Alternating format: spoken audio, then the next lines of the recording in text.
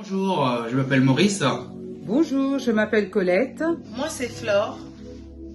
Nous allons vous lire Les rhapsodies de réalité. Notre partenaire, le pasteur Chris Oyakilome. Suivez-nous. Suivez-nous. Suivez-nous.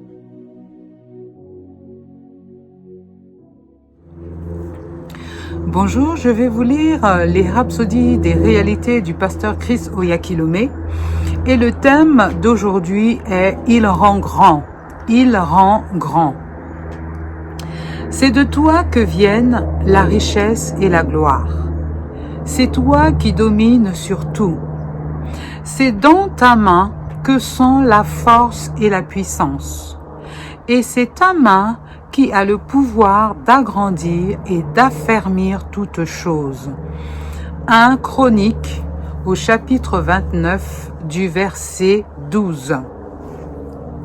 Je lisais et méditais beaucoup sur le verset des Écritures ci-dessus, dans mon adolescence. J'ai pensé, si c'est à Dieu de faire toutes ces choses merveilleuses, alors elles s'accompliront dans ma vie. Je n'avais aucun doute là-dessus, et il n'en a été ainsi. La richesse et l'honneur viennent de Dieu.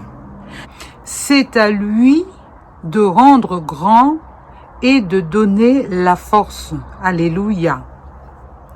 Sans qu'Abraham le demande, Dieu lui a dit, « Je ferai de toi une grande nation. » Genèse au chapitre 12 du verset 2.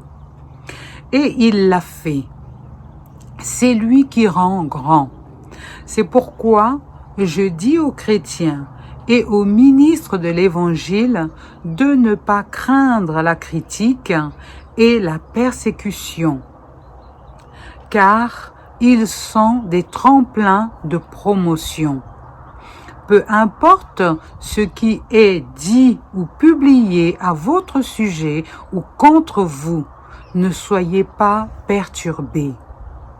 La Bible dit, « Toute arme forgée contre toi sera sans effet. » Ésaïe au chapitre 54 du verset 17.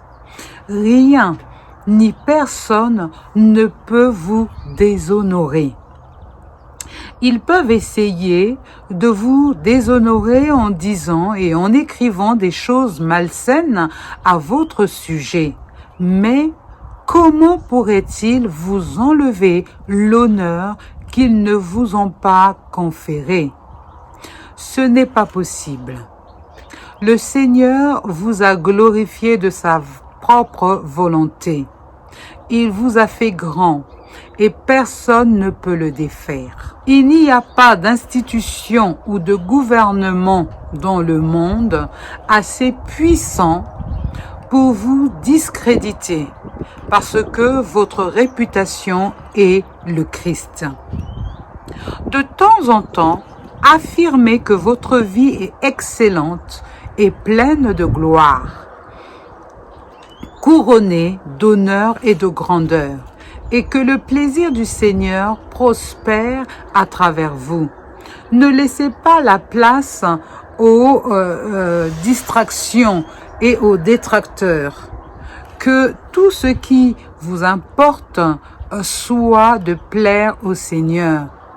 Toute majesté, domination, grandeur, puissance, honneur et gloire lui appartiennent et vous êtes le centre de son amour et cohéritier avec lui.